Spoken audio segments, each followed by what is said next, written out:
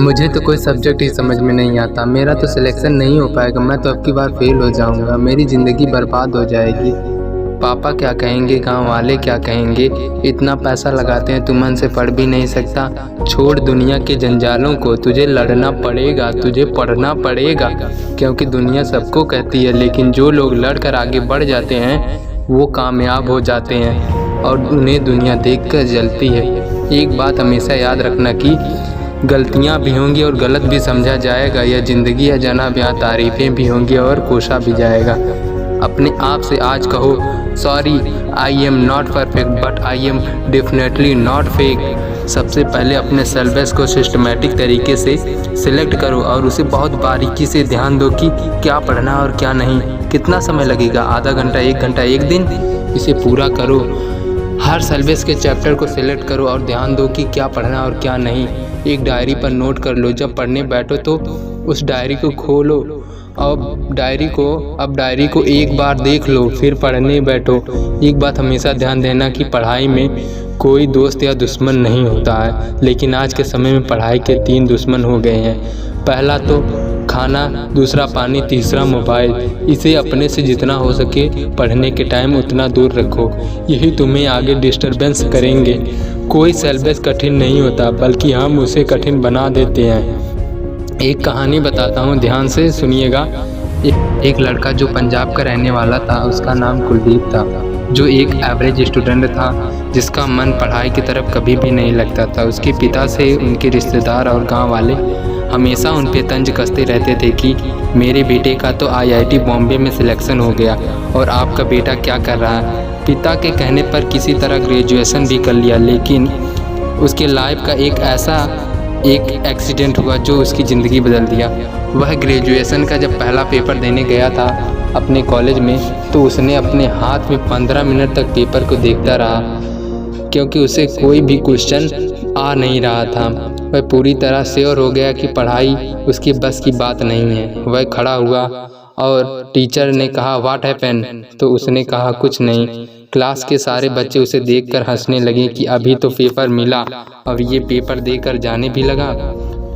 जो दुख आज बनने के बाद है, उससे कहीं 10 गुना दुख उसे तब था जब उसने टीचर को पेपर देकर क्लास से बाहर जा रहा था। वह उस दिन पूरी तरह दिल से टूट चुका था। उसका पहला आंसू जमीन पर जा गिरा और चारों तरफ साइलेंस सा हो गया जैसे। लेकिन उसने हार नहीं मानी और कहा कि आज तो मैं इस दुनिया में कुछ भी नहीं हूँ, मेरा वजूद ही क्या। उसका सपना फिल्म इंडस्ट्री की तरफ था। उसे लगा कि मुंबई को सपनों का शहर कहा जाता है, शायद वहाँ जाने पर मेरी लाइफ चेंज हो जाए। लेकिन किस्मत का तो पता नहीं, इतना पता है कि कड़ी मेहनत और लगन आदमी को ज़रूर सफल बना देती है। वह मुंबई गया, एक चॉल में रहने लगा। उस चॉल में एक रूम में 7 से 10 लोग रहते थे। उसने वहीं रहकर काम ढूंढना चाहा, लेकिन उसे हर जगह धक्का ही खाना पड़ता था। अब ना उसका परिवार, ना रिश्तेदार और ना दोस्त उसका कोई साथ नहीं दे रहा था, क्योंकि वह अब अपने मन की कर रहा था, अपने सपने को पूरा करने में लगा था। उसे लोग एक ही बात कहते थे कि 7 लाख दे दो, मैं तुम्हें किसी सीरियल में काम दिला दूंगा। कोई कहता कि 10 लाख दे दो, मैं तुम्हें किसी एक्टर का काम दिला दूंगा। लेकिन करीब 6 महीने के बाद उसका एक फ्रेंड का फ़ोन आता है कि एकता कपूर का एक टीवी शो है। उसने वहीं रहकर काम ढूंढना चाहा, लेकिन उसे हर जगह धक्का ही खाना पड़ता था। अब ना उसका परिवार, ना रिश्तेदार और ना कोई दोस्त उसका साथ नहीं दे रहा था, क्योंकि वह अब अपने मन की कर रहा था, अपने सपने को पूरा करने में लगा था। उससे लोग एक ही बात कहते थे कि 7 लाख दे दो, मैं तुम्हें किसी सीरियल में काम दिला दूंगा। कोई कहता कि 10 लाख दे दो, मैं तुम्हें एक फिल्म में एक्टर का काम दिला दूंगा। लेकिन करीब 6 महीने के बाद उसके एक फ्रेंड का फ़ोन आता है कि एकता कपूर का एक टीवी शो है, काम के लिए एक आदमी को खोज रहे हैं। वह वहां गया और पूरी लगन से अपने काम को किया। इसी तरह से एक टीवी शो से दूसरे टीवी शो फिर तीसरे टीवी शो, इसी तरह उसके पास कुछ पैसे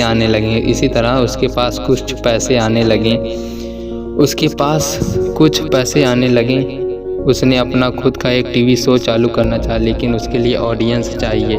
इतने पैसे नहीं थे कि उसके पास इतने पैसे नहीं थे। वह 5-5 किलोमीटर केवल 15 रुपये बचाने के लिए चला। वह बस में, टैक्सी में ऑडियंस को ढूंढ रहा था। उसे ये भी पता नहीं था कि ऑडियंस होते कहाँ हैं। छोटे छोटे स्ट्रगल को देखकर वह 1 से 2, 3 करते करते, छोटे बड़े स्ट्रगल को फेस करते करते उसके शो में 1 से 2, 2 से 3 करते करते उसका शो थोड़ा हिट हो गया। अब उसके पास कुछ पैसे आने लगे। धीरे धीरे वह बहुत आगे निकल गया और आज के समय में उसका शो काफ़ी ज़्यादा हिट हो गया है और काफ़ी लोग उसे देखना पसंद भी करते हैं। कहानी के अंत में बस इतना कहना चाहता हूँ कि पढ़ाई हो या कोई सपना, बिना स्ट्रगल के कभी पूरा नहीं होता।